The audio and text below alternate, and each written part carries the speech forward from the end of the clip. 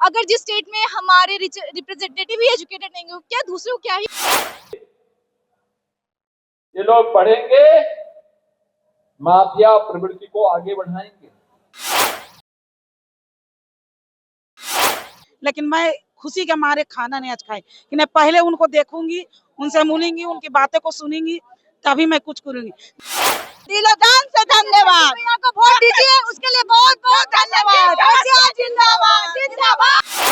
भारत के यशस्वी गृह मंत्री जी ने कह रखा है 2026 की मार्च तक भारत को नक्सलवाद और माओवाद की समस्या से पूरी तरह समाप्त कर देंगे। तो बिहार में ये माले कहां से आ गया?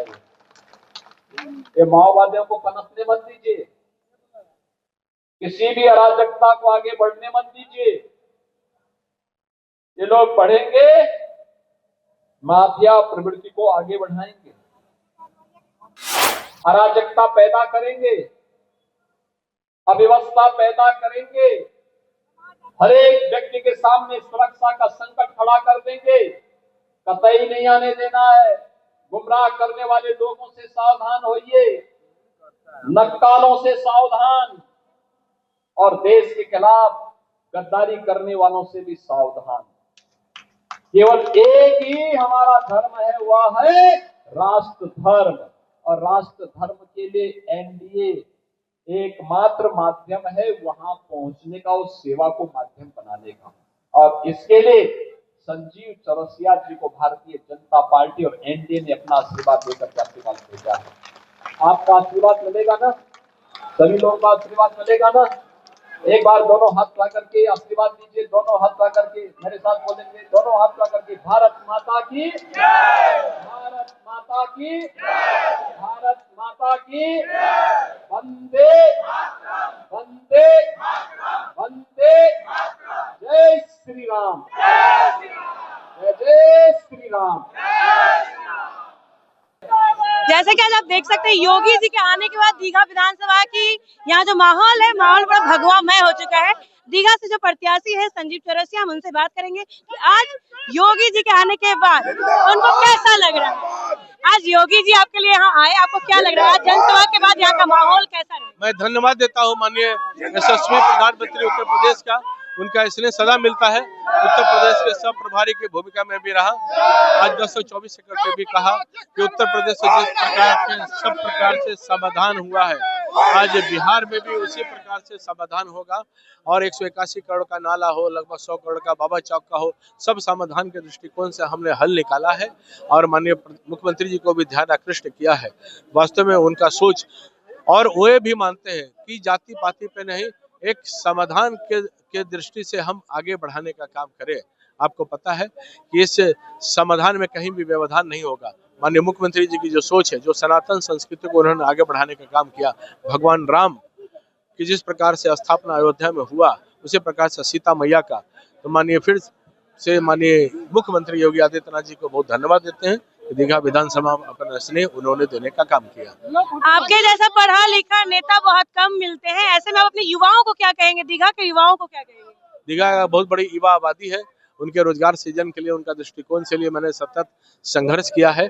पर विकास पे वोट दे, जाति पे ना पाति पर विकास पे वोट दे। मैं सभी नौजवान से कहना चाहूंगा कि आने वाले डेवलपमेंट और विकास के प्रोसेस आप देखेंगे, दीघा का पहला और दीघा का अब जिन विकासों का हमने आगे बढ़ाया है, लगभग 80 करोड़ से ज्यादा से आरसीडी का, सड़कों का, पुल का, पुलिया का निर्माण, बड़ा रिवर फ्रंट की योजना अभी पाइपलाइन में है। तो आगे से सब नौजवानों का कहना चाहेंगे कि उस डेवलपमेंट प्रोसेस में साथ देने का काम करें, फिर से भारी बहुमत से जीत हासिल करवाने का काम क्रमांक 3 पर 6 नंबर पर आशीर्वाद देने का काम जनता और नौजवान करें, उसको हम आगे बढ़ाने का काम ये भाई जरूर करेगा। मेरा आखिरी सवाल रहेगा आपसे, कुछ लोग नाराज चल रहे हैं आपसे, उनसे क्या कहेंगे?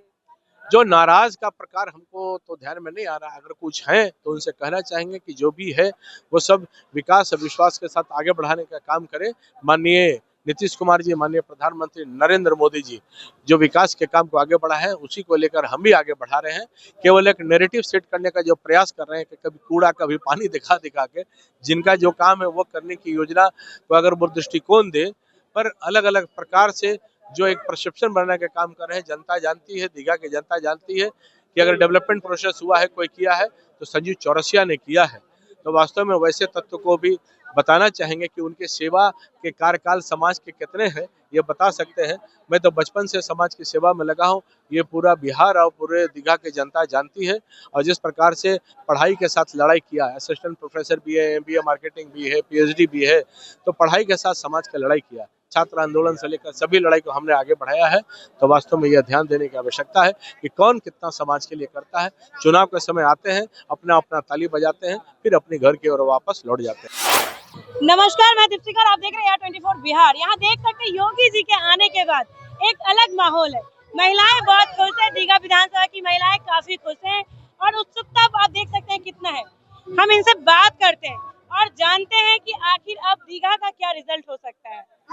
योगी जी का रिजल्ट बहुत अच्छा है। हम लोग संजीव चौरसिया बहुत अच्छे काम किए, हर दुख सुख में काम किए। इनके जैसा कोई विधायक नेता कभी भी नहीं मिलेगा। जितना दिल जान से हम लोग इनके लिए उल्लास है, बहुत जोर शोर से इनके लिए हम लोग लगे हुए हैं। इनके जैसा कोई देखा होगा कोई नहीं। संजीव चौरसिया जिंदाबाद, संजीव चौरसिया जिंदाबाद, जिंदाबाद, जिंदाबाद, जिंदाबाद, संजीव चौरसिया जिंदाबाद। आपको क्या लगता है?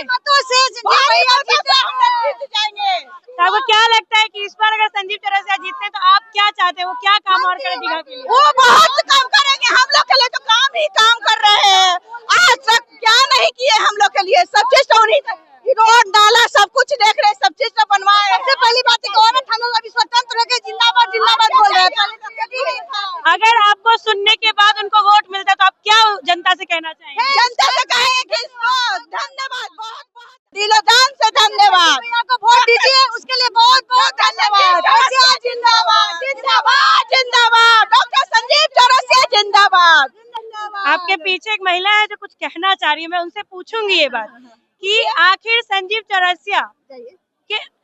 चौरसिया के नाम पे या फिर आज योगी जी के आने के बाद और जनता उनको प्यार देगी? नहीं, देखिए संजीव चौरसिया को तो सब प्यार दे ही रहे हैं, लेकिन आज योगी जी आए ना, बहुत पहले से मेरा मन था योगी जी को मैं टीवी में देखती थी तो लगता था ना कि उनसे मिलूं, कैसे कहूं जो उनसे मिलूं। मैं पति देव से बोलती थी कि मैं धरना धर दूंगी, लेकिन उनसे मिलूंगी, भूखी प्यासी रहूंगी, लेकिन पता नहीं शायद दिल की बात उनके दिल तक जनता की बात जाती है।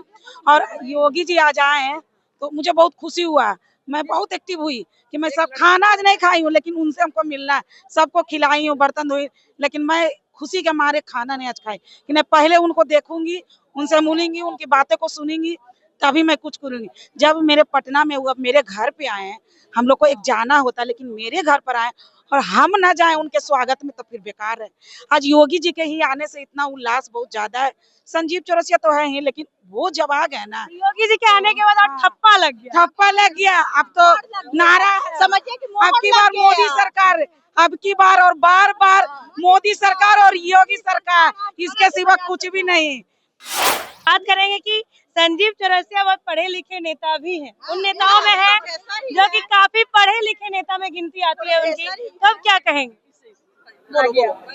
देखिए हमारे साथ युवा पीढ़ी के लोग जब मौजूद होते हैं तब युवा पीढ़ी से जानना चाहते हैं, तब हम पढ़ाई की भी बात करते हैं, तो शिक्षा की बात करेंगे क्योंकि संजीव चौरसिया के लिए कहा जाता है कि उन नेताओं में से हैं जो पढ़े लिखे नेताओं में से आते हैं। जी, कहा जाता है ऐसा कि एजुकेशन इज किसी भी स्ट्रेंथ, किसी भी पिलर का मेन पिलर होता है। और जैसे कि एजुकेशन की जो बात करती है तो हमें लगता है कि ऐसे हमारे रिप्रेजेंटेटिव हो, पॉलिटिशियन हो जो कि वेल एजुकेटेड हो। अगर जिस स्टेट में हमारे रिप्रेजेंटेटिव ही एजुकेटेड नहीं हो, क्या दूसरों को क्या ही वो मतलब लाइक उनको ही नहीं पता है कि एजुकेशन क्या होता है, वो दूसरों को क्या ही मतलब होता है ना, मोरल वैल्यूज क्या ही देंगे। तो वन एंड ओनली बीजेपी। विधानसभा में योगी आदित्यनाथ के आने के बाद ये कहा जा सकता है जो सबके दिल के चहेते मुख्यमंत्री हैं, इस दीघा में भी उनका जनसैलाब देखने को मिल रहा है। उत्तर प्रदेश के होते हुए भी मुख्यमंत्री वो उत्तर प्रदेश के, लेकिन आप पटना में देख सकते हैं उनके लिए जनसैलाब। ऐसे में दीघा विधानसभा के प्रत्याशी संजीव चौरसिया के लिए वो यहाँ आए थे जनसभा करने और उनकी आप यहाँ भीड़ देख सकते हैं। ऐसे में अगर कहा जा सकता है कि अभी ही जीत पक्की हो गई, लेकिन फिर भी देखने वाली बात हुई क्योंकि जनता के ऊपर विश्वास, जनता के ऊपर जो ये संजीव चौरसिया विश्वास दिखा रहे हैं कि जनता उनको चुनेगी, उनके काम को चुनेगी, वो देखने वाली बात होगी। 6 तारीख को चुनाव है और उसके बाद 14 को रिजल्ट। 14 तारीख आप जरूर देखिएगा। आगे की खबरों के लिए हमारे साथ बने रहे। धन्यवाद।